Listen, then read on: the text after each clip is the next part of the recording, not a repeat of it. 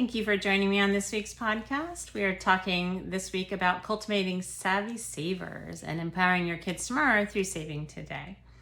It's essential to arm your children with the knowledge and habits of fiscal responsibility. Now, I get it, saving money is not nearly as thrilling as spending it, but as a parent of an 8 to 16-year-old, you have a golden opportunity to instill some crazy strong saving habits in your kids early on.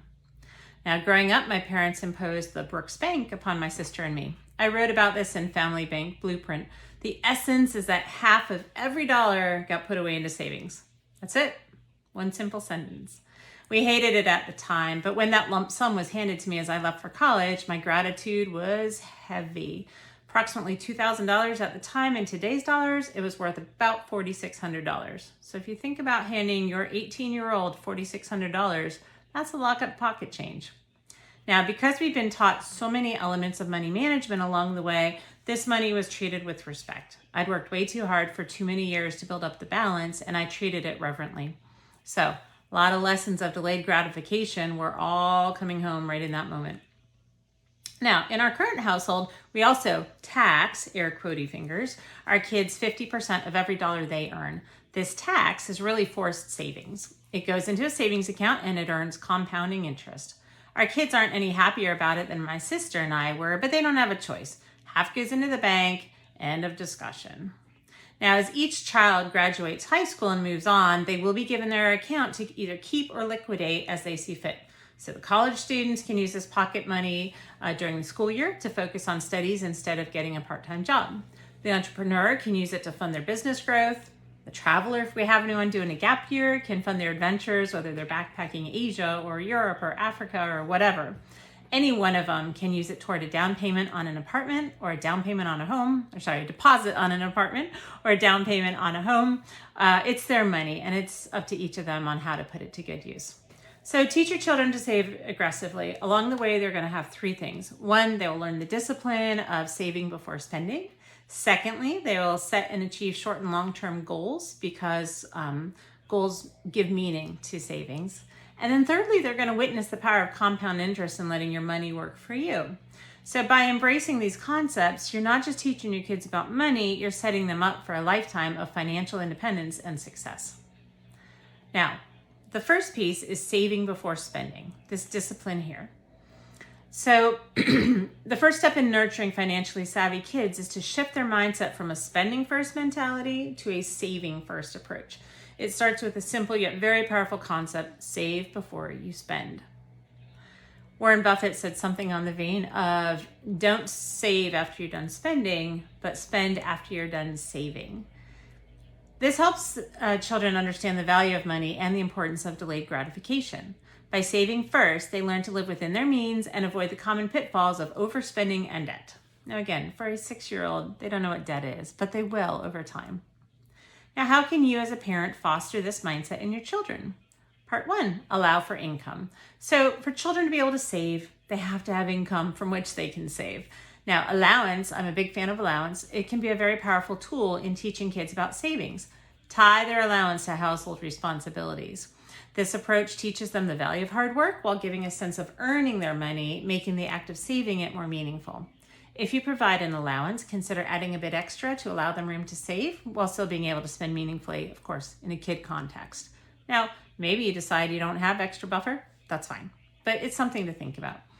Now, if you do not provide an allowance in your household, let your kids create their own side hustles for family, friends, neighbors, Facebook Marketplace, Etsy, whatever. Please tax half of any external income they make and deposit it into their savings account. Decide if cash gifts are subject to the savings requirement. For example, birthday and holiday gifts in our home are tax-free because we wouldn't tax half a Lego set or half a bike if the gifter had actually made a purchase instead of the cash gift. So the assumption is if the kids are given $20, the gifter intended them to buy a $20 gift with it, not a $10 gift.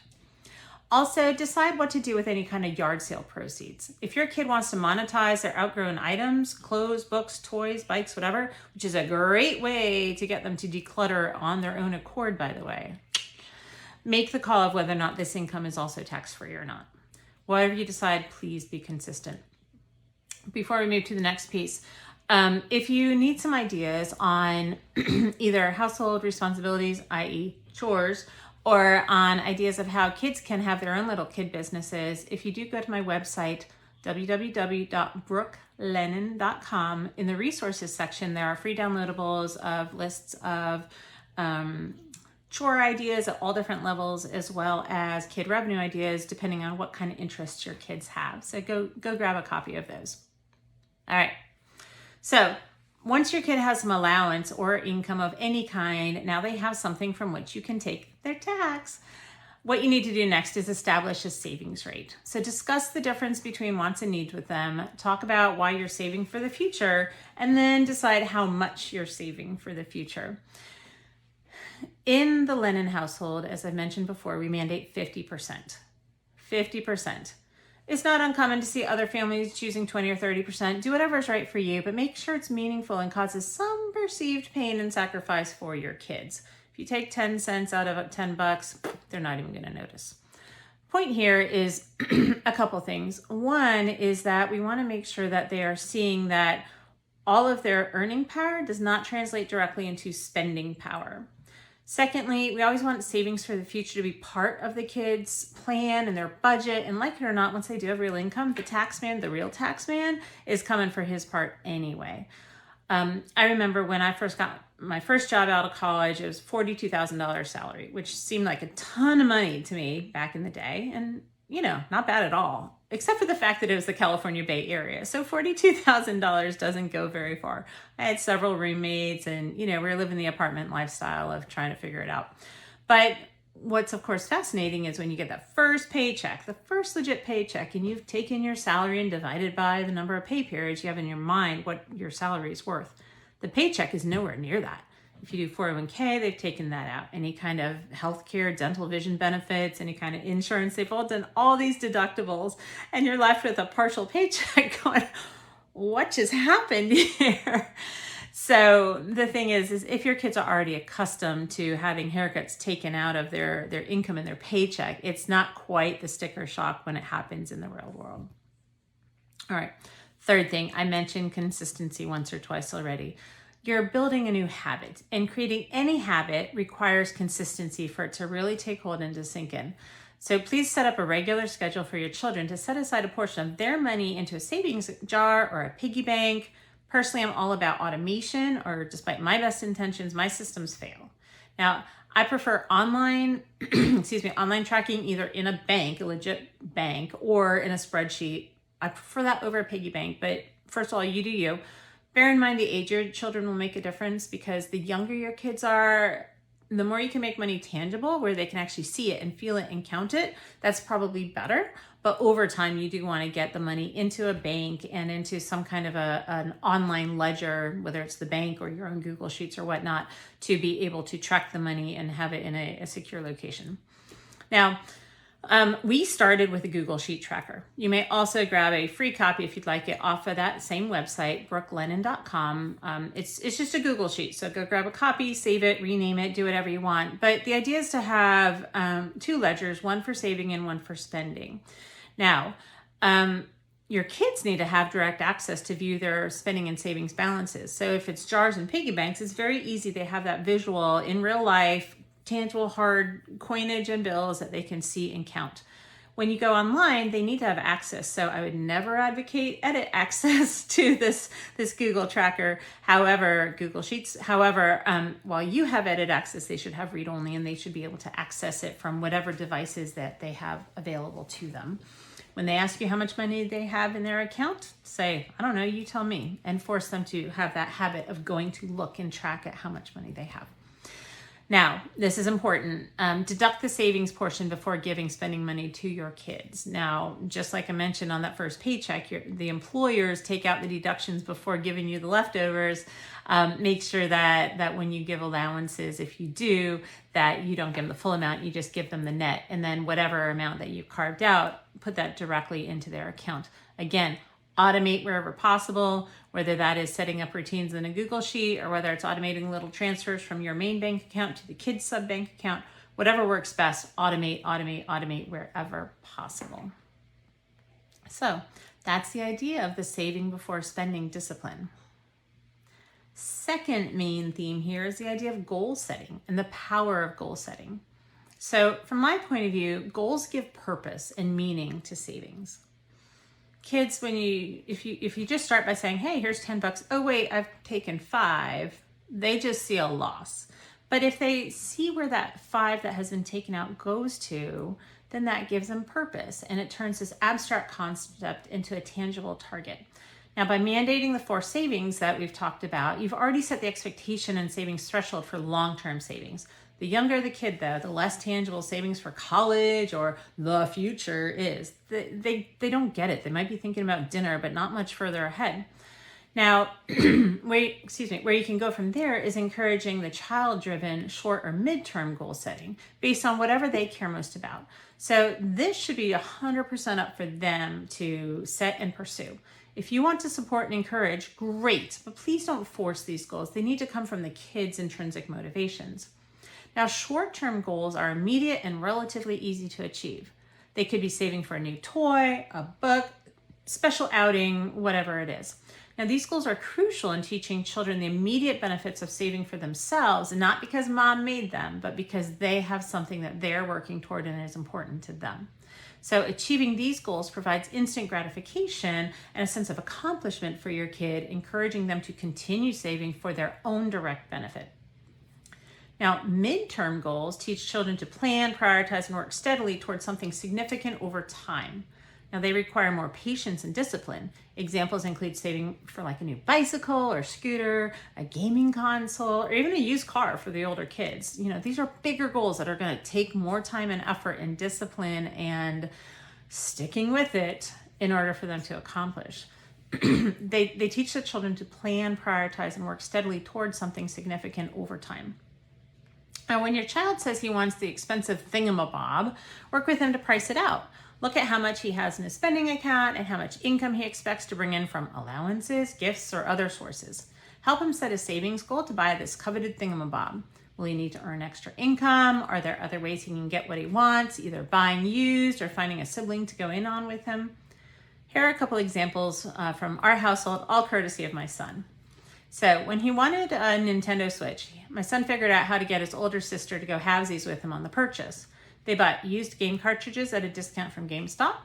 When one of the controllers malfunctioned, we did ask my Buy Nothing group network. By the way, I love Buy Nothing. So if you're really into gifting and sharing, it's a fantastic group. Anyway, I digress. We asked my Buy Nothing group network if anyone was no longer using their controllers. Now, one of my neighbors had the same experience where one of her controllers went bad and she'd already replaced them, and you have to buy 2 at a time. So she had a leftover spare that they were not using, and she just gave it to us at no cost. And that, voila, my kids had a matching set of controllers that worked again.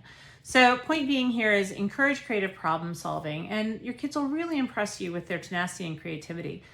I never suggested even once that the kids go in on it together, but they decided that they wanted to do this. They came to me and said, hey, this is our plan to go buy this. I think it was like a $300, I think Nintendo Switches back then were $300. And I'm like, where are you going to get this money? They figured it out. So that's one example. Another example, same child. This summer, my son jumped into the pool with his cell phone. It was toast. There was no way that thing was turning back on. And of course, he loves that thing. No surprise. He had a huge personal motivation to save up to replace that ASAP.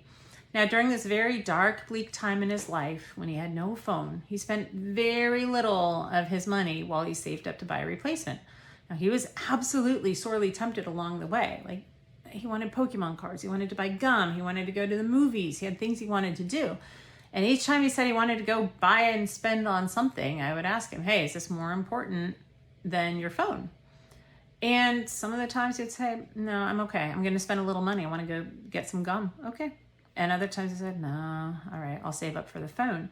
So he was going through that process of thinking through what his values were, what was more important, and then making his own decision accordingly. Now, sometimes he chose, like I said, the phone. Sometimes he chose the whatever it was. And what was interesting is kind of to the point of the previous example, he actually found other ways to earn money. Some of it was doing odd jobs for me. He also had a 15 book complete book set of Beverly Cleary paper books in rather good condition. So we posted them for sale. It's basically 50% markup. Posted it on Facebook Marketplace. A neighbor was excited to pick them up at a discount, and so that helped fund his phone replacement fund. So the ultimate conclusion of the story is that shortly after the kids returned to school, he was able to buy the replacement phone, and his world returned to normal. So all is well in his world again. Third example, this one's a little bit of a sadder story. Longer term, he really wanted to go to WrestleMania.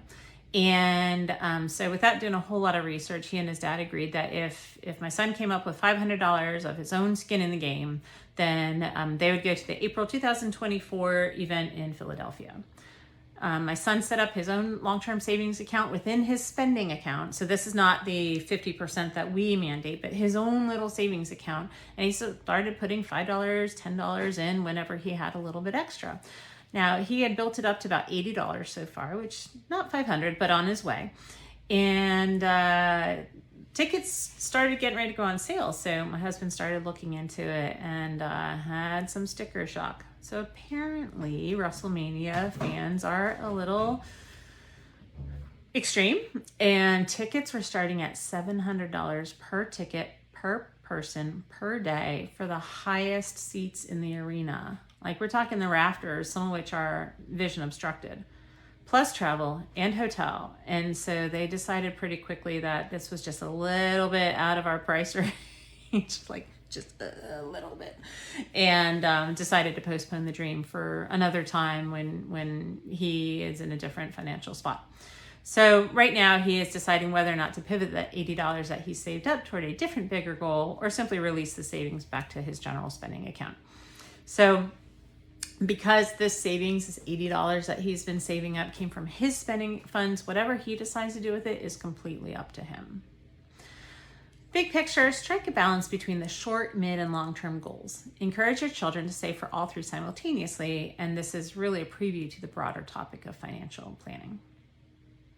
All right. Theme 3, the idea of compound interest and the idea of your money working for you. I believe it was Einstein, at least according to Dr. Google, who said that compound interest is the 8th wonder of the world, and those who don't understand it pay it, and those who do earn it. I probably flipped that, but that's the concept. The bigger idea of passive income and your money working for you is a tremendously important element to this whole idea of financial independence and financial freedom, which at the age my kids are at, they're already financially free because their parents pay for everything. Or you could say they're not at all free, however you want to look at it. But the bigger picture of financial freedom, which is important to our family, is the idea that you create passive income and multiple passive income streams so that your money will basically pay your living expenses for now and all perpetuity. At the age our kids are at, it just starts with the idea of earning interest. It'll start simple. So set up formal kid savings account at whatever your family's bank or credit union is, whatever's local, convenient, and easy. Ideally, they will have online banking. I think pretty much every bank out there does now. So when each of our children were born, we opened up savings account at our credit union, literally when they were within a month old. These are all FDIC insured savings accounts, which I didn't really think was that huge of a deal until we have had 5 banks fail already in the United States in 2023. So apparently FDIC still is important, but they're FDIC insured savings accounts. They are safe places to store money, though they don't really pay very much, especially over the last 5 years when interest rates were basically nothing. Now that the interest rates are in the rise, they're a bit more attractive as financial devices, although certainly if you can find a high yield savings account, that's going to be better than just your average garden savings account. I've not looked into a whole lot of options on those. There may be a minimum that you may or may not be willing to put in there as starting money, but whatever the case is, find something interest bearing because you're trying to get the idea of money growing for you. Secondly, you want to have an opportunity to review these account statements together. At the beginning, they'll get 3 cents or 6 cents or something really trivial. Over time, though, that money of the free money, the bonus money, it starts to go up as our balances go up. It's an excellent educational opportunity to look at that amount that the bank is paying you, even if it's not much. But the point and the concept that the bank is paying you is important. You can get online statements or paper statements. For now, we opted for paper statements because it's kind of fun for the kids to receive mail in the mailbox with their names on it. So you do you, whatever works for you. Longer term, I'm sure we'll ditch the paper. But the reason we did is because we wanted something tangible for the kids to look at. As your kids get a little older and start to do more higher level math, it's always a fun thing to remind yourself how interest payments are calculated, but then to show your children how interest payments are calculated, and then have fun with it to show, all right, well, if you have this much now, let's look at what that means after 1 year or 3 years or 5 years or 12 years or 20 years. And that's when you can take that, hey, $5 a day turns into $1 million concept.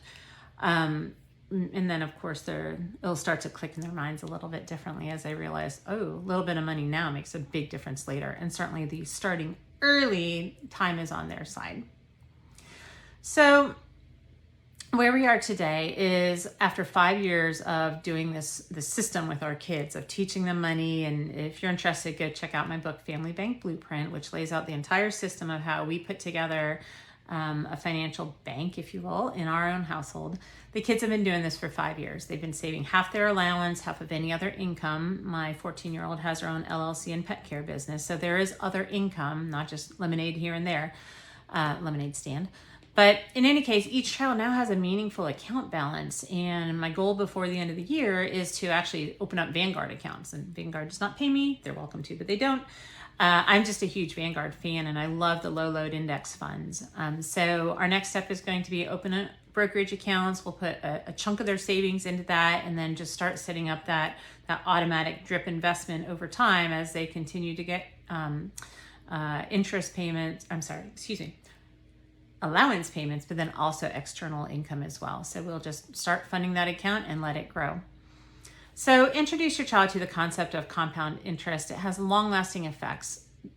The more they understand how money grows over time, they are more likely to continue saving and then making those associated smart financial decisions as adults. So in conclusion, shaping this future of financial independence and success, saving is a huge component of this. You have to save your money before you can invest it. Investing, of course, is going to have your biggest returns in the end. I saw a demonstration online a while ago, which is the idea of if you never save, you never have that initial seed of something to grow itself. If you always eat the money you have today, we call it eating money. If you're always eating today's money, there's nothing to grow for the future. And so the idea is focus on savings. You have to save some of that income in order to get that launch pad for future growth and investments. It is such a critical part of establishing the right habits and the right outcomes. So focusing on these 3 key saving themes, you're doing more than teaching your child about money. You're shaping their financial future. The discipline of saving before spending, the practice of goal setting, and the knowledge of compound interest and its power are invaluable tools. As a parent, the benefits of this education extends far beyond the immediate. You're fostering a future where your child is financially savvy, independent, and equipped to make sound financial decisions. So not only do you have a more secure future for them, but you have peace of mind for you knowing you prepared them well for life's financial journey. I always like to plug this. The better off they are financially, the less likely they are to boomerang back onto your sofa or into your basement as grown adult children. So teach them young, teach them well. Teach your kids personal finance. It is so important. Have a good one.